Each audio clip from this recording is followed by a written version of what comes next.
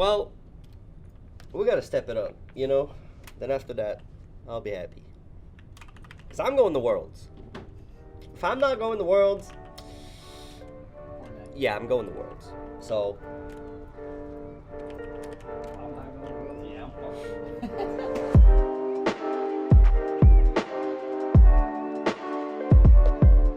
going. Week 2, our biggest issue was hesitation.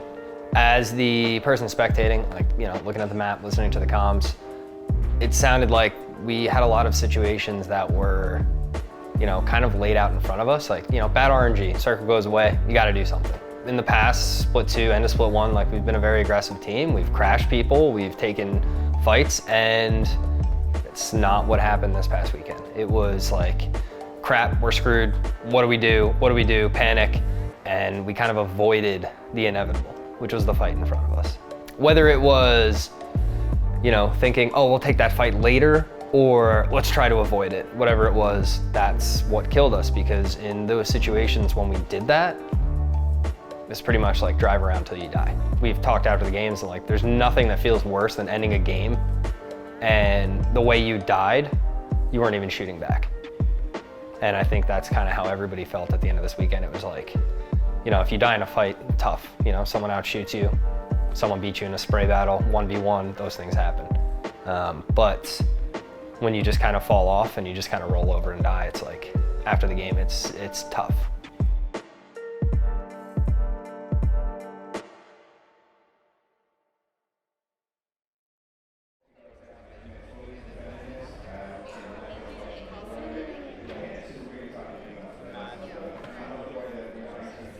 We were going into week 2, 5th place, and I think everyone was where they were at, like where they should have been. Other than, like, I think United did well as they usually did. I think Sonics got really lucky for week 1. They had like a lot of zones, and then the Sanox zones helped them a lot. Can't really practice for it because the zones are random, and it's like we can't like generate zones and scrims. That would make it better if we could be like, okay, we're gonna generate this zone, and people played it normally, then it would be good, but we scrim, we'll get certain zones, and we'll play LAN, and it'll be all zones that like we haven't seen before, or haven't played in a while at least. This weekend we were playing way more passive than usual for whatever reason. Like, nothing actually happened that made us play more passive, just for whatever reason. We were making some pretty bad decisions that we usually don't make. We were just playing more passive than usual, and it was kind of working pretty bad for us. Oh, we're good? Let's go. Fucking hanging out, boys.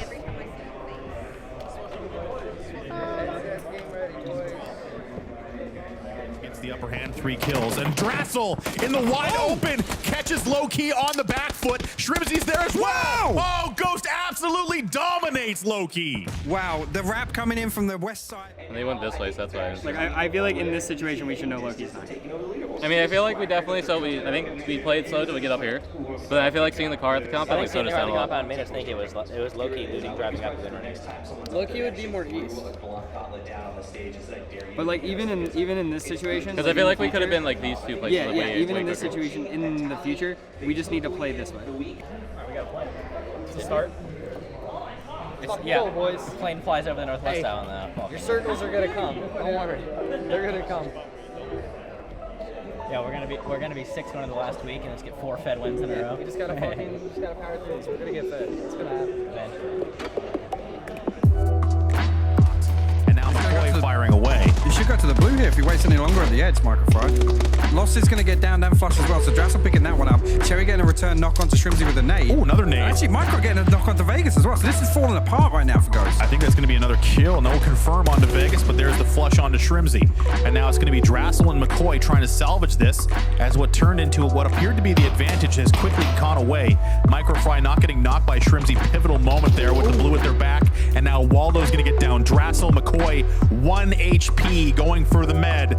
And this is looking like disaster here for Ghost. I mean, they waited so long for Rumblers to give something up, but Rumblers managed to swing back on this team fight and absolutely destroy Ghost on these rocks.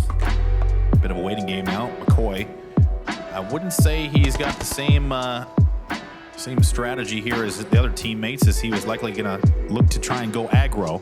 And he's going to 2v1, not going to get it. McCoy down, Ghost 13th place.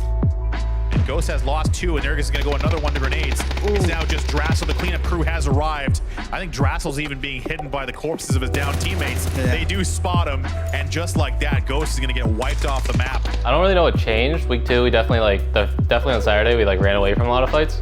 Like we'd see people and then try to get around them, and then that just didn't work out. And then going into Sunday, we didn't do that as much. We just had some unfortunate zones, and then we were scared to crash people, but we didn't wrap away from people and stuff.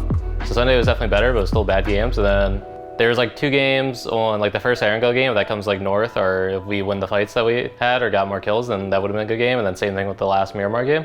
If we ended up in Picado and fought Genesis, and then it ended in the Unites compound, if we were Lazarus, for example, they got third with a bunch of kills, we would have been chilling. So those 2 games, if one thing goes better, then we're fine. And then Sandhawk is sort of a coin flip. I think everyone's still figuring out how to play the map, and everyone plays it so differently. So you just gotta take every game from Sandhawk as you go. That is needed right there. Gonna go ahead and take a couple more shots. But look, the longer this is staying on, United has started to make the push off on their east side.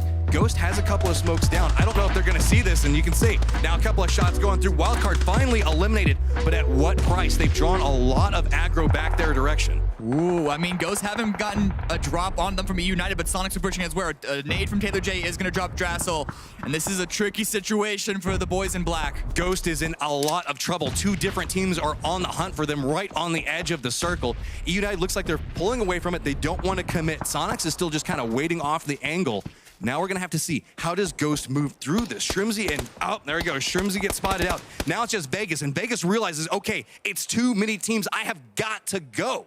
I get why United backed off. They only had 2 players. They didn't want to commit because they weren't in the circle just yet. But the Sonics utilized what United just did to punish Ghost even further. And Vegas is running, but I don't know what he can do. Sonics take a lot of damage though from Envy and Endemic. Yeah, Tony V goes down to the side of that. Endemic was waiting for this as well. Everybody's got to post up traps. Vegas gets spotted out. He goes down. That's going to be Ghost Gaming going out in 12. The very last game of the weekend, the game shifted down to Military Island, and Envy was in the 3-story at the end of the game. And we had to cross the street eventually, and we saw they were distracted on the backside of their building, so Drassel and I ran up into their building and killed 2 of them and to try and take the roof control, and the game was ending right on top of the building. Too many people, too many different angles. You can see Pride aware of where Stab is at. Stab somehow surviving through this, but Ghost trying to push up the building where they have 2 different members. That Taro goes down. Drassel just walks up and takes that one. But look at the flank by Mystery. Now we've got Pride. Did manage to approach up. Everybody is just fighting around this one building.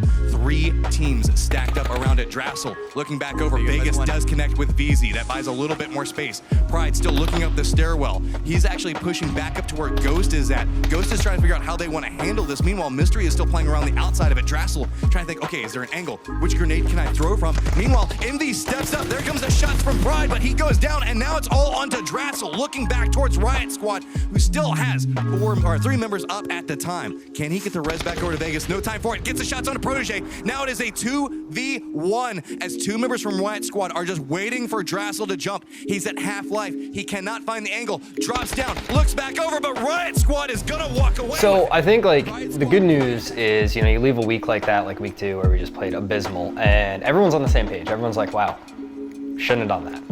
Everybody knows what should have happened and how we should have been playing, which makes the conversation really easy afterwards, because it's everybody agrees, all 5 of us. And I think now, this week, scrims are scrims. They're not, serious games or anything. But if you try and use them to build that confidence, maybe we take unnecessary fights in scrims for the next couple days, but there's nothing like wiping a team, that's sitting in the top 5 right now. Scrims are not. And I think that going forward, this whole week is about that confidence. So when you go into Saturday and Sunday, circle shifts away, and you have to crash a compound, you're looking at the end of the barrel, and it's Tempo, it's Envy, it's whoever it may be. The team's still sitting there like, that's it, we're fighting them, and that's what's happening.